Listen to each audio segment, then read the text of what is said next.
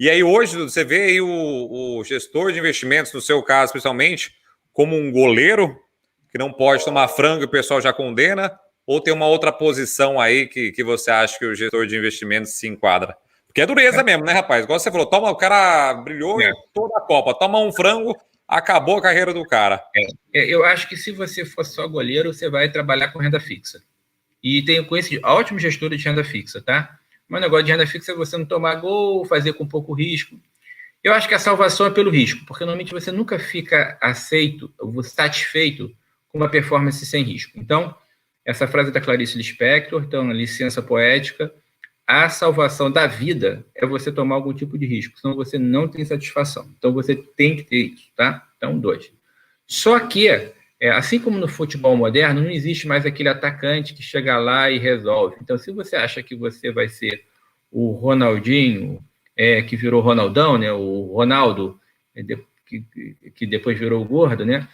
Que você vai pegar antes de ser gordo, driblar 3 jogadores, ficar pedalando e conseguir fazer toda a defesa da Inter, todo o time na defesa e você resolver lá na frente, não é assim. Então, a gente até, falando sobre uma analogia até futebol, né? Você vê hoje na Eurocopa, o futebol está tão físico e tão intenso que uma Inglaterra ganha de uma Alemanha que é superior, uma Suíça ganha da França que é superior. Então, no futebol moderno você vê isso. Até isso é beleza do futebol, mas nunca teve tão físico e tão intenso. Então, hoje em dia, por isso que a gente fala de gestão de risco. Um jogador tem que ser muito estruturado, com capacidade de atacar. Se não ele atacar, ele não vai fazer gol. O meu trabalho, eu posso falar bonito e tudo mais. Você é popular. Cara, sempre quando o fundo tem um pouco de volatilidade, eu fico um pouco impopular. Isso faz parte. Eu sou igual o técnico de futebol. É divertido me xingar. Então, se eu fosse falar, não é o goleiro. Ele tem que ser um cara meio Pogba. Muito estruturado, muito forte, que chuta bem, toca bem e sabe defender. Então, é muito mais um cara do meio de campo completo do que um goleiro. Sem dúvida, não é um goleiro. Mas também, se você só for um artilheiro, você faz gol, mas é alavanca e tudo mais, você vai tomar uma bola nas costas, vai tomar um contra-ataque e você não sabe se defender. Então, tem que saber os 2 lados. É o volante moderno, né? Defende, faz gol, é o nosso Paulinho de antigamente, né? Porque agora também nem sei onde está mais o Paulinho. Mas, Duda, vamos partir agora um pouquinho mais para uma parte específica. Nas últimas lives aí, você sempre falou bastante das suas posições nos Estados Unidos, né? Justamente por conta que você explicou também, de uma maturidade maior, né? Então, ali o risco é mais condizente, de repente, com o stock picking. E aí a gente também viu agora Facebook entrando ali para a lista do trilhão, né? Então, acho que as FANGs todas já entraram no trilhão. Como é que você vê a economia dos Estados Unidos e como está a posição também da Ocam hoje? Ainda tem mais de 50% do fundo lá nos Estados Unidos. E a Microsoft indo para 2 trilhões, né? Igual a Apple, né? Bom, vamos lá. Eu acho que tem um tema muito forte no mundo, que é essa liquidez global, tá? Então, isso é sempre o custo de oportunidade do mundo, tá? Então, o mundo está dizendo que tem um custo de oportunidade baixo. Então, se você fosse um time de futebol, imagina que o seu adversário tem um jogador a menos. Então, a sua chance de tomar contra-ataque, de fazer... Então, você naturalmente é impelido para o ataque. Por exemplo, o jogo está empatado e eles estão com um jogador a menos, ou seja, o risco de você vir, então o juros está muito baixo, significa isso, você tem uma vantagem. Então, e eu acho até que teve um fator positivo recente. Tanto o Fed nos Estados Unidos, né, os membros do Fed já deram uma sinalização que vai subir os juros o ano que vem, gerou uma volatilidade, mas, na minha opinião, foi um capítulo que o mercado ia passar positivo. Eu acho que o mercado ainda está conservador, vai subir os juros, mas isso não é ruim. A nossa tese é que você está num ciclo de crescimento grande e, se você está crescendo mais, por um motivo bom, você sobe os juros e você não tem nada de errado com isso. Né? Não dá para você ficar com juro real negativo tão forte no tempo. Mas esse problema, ou essa choque de realidade, que eu chamo, acho que os Fed estavam um pouco fora da realidade. Então, isso já está vindo um pouco para a realidade, eu acho que vai crescer isso no tempo. A mesma coisa no nosso Banco Central. Então, os bancos centrais andam em uníssono. O nosso Banco Central, na nossa opinião, estava fora da realidade. Inflação, expectativas subindo acima de 5, agora acima de 6, e o Banco Central estava dizendo que o ajuste ia ser parcial. Mudou a língua, falou assim, o ajuste vai ser, como dizem os americanos, whatever it takes, ou seja, vai ter que fazer. Ele ainda está falando que o juro real é neutro, ou seja, não precisa ser contracionista. Eu acho que ele ainda não está certo. Eu acho que ele vai ter que ser contracionista porque, com uma inflação acima de 6%, ele vai ter que jogar os juros a 7,5% no final do ano, torcer para as variáveis estar sob equilíbrio. Sempre é difícil, por cima, ano que vem é um ano eleitoral, então ele vai ter que jogar um pouco mais disso. Então, o custo de oportunidade, que era 2, o cara estava com, sei lá, 2 jogadores a menos, com juros a 8, talvez o nosso adversário esteja com um jogador a mais lá no ano que vem. Então, é outra partida, né? E aquele cara lá da renda fixa também vai convergir com a gente. Eu não tenho medo disso nenhum. Os fundos da Alcan foram mais premiados nos piores anos de deterioração macro. Como a gente gera valor no alfa, ou seja, independente da direção do mercado, em qualquer cenário, nesses momentos, as distorções aumentam. Então, há mais oportunidades, né? Um otimista, nós somos otimistas, acha uma oportunidade em cada dificuldade. Um pessimista acha uma dificuldade em cada oportunidade. Tá? Então, esses ambientes são muito bons para quem gera alfa. Tá?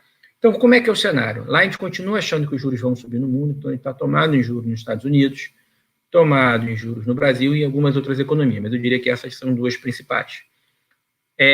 Juros baixos, né? Commodities para cima. Então, há um estímulo de crescimento.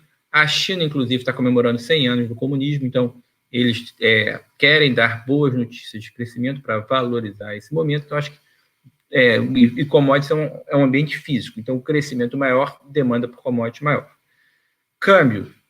Os Estados Unidos, extremamente estimulativo, gera um dólar mais frágil, mas não necessariamente contra emerging markets mais frágeis. Então, o Brasil, a gente acha que tem um momento favorável, mas você tem que entender também um pouco os capítulos do Brasil. Então, assim, ano que vem, a gente acha que tem um movimento, mas eu queria dar um disclaimer, né, uma importância, me proteger, porque eu não sei se isso vale para daqui a 3 ou principalmente 6 meses, tá? Mas eu acho que tem um momento favorável de commodities para cima e a gente com uma agenda interessante no Congresso, assim, pró-reforma.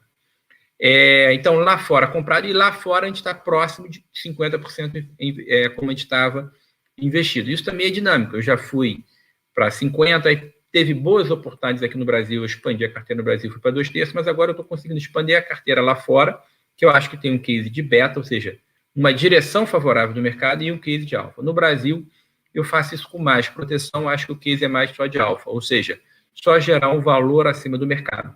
Eu tenho dúvidas se a relação de retorno-risco no Brasil é maior do que você tem lá fora. Tá? Temas lá de fora que são os mesmos aqui de dentro. Também é bastante importante. Né? Um gestor profissional, estruturado, ele te dá um outro valor agregado. É muito difícil as pessoas identificarem, fazerem uma análise do que está acontecendo lá fora. E tendem a subestimar os efeitos exógenos sobre a economia e sobre as empresas, sobre os setores. Então, na verdade, está tudo conectado. Então, na verdade, as empresas, os setores aqui no Brasil andam muito mais correlacionados com o que está acontecendo lá fora do que as pessoas normalmente percebem. Então, a cobertura internacional, inclusive em tecnologia, para você ver as vantagens tecnológicas das empresas, é muito importante. Lá fora, a gente está perseguindo uma recuperação cíclica, então ligado a commodities, também empresas, mas as empresas que a gente investe é muita qualidade. Tem um tema, o primeiro tema é cíclico, alavancado em tecnologia. O segundo tema é tecnologia em si, alavancado em commodities, o cíclico. O segundo tema é tecnologia em si, que é alavancado em e-commerce e plataformas de investimento.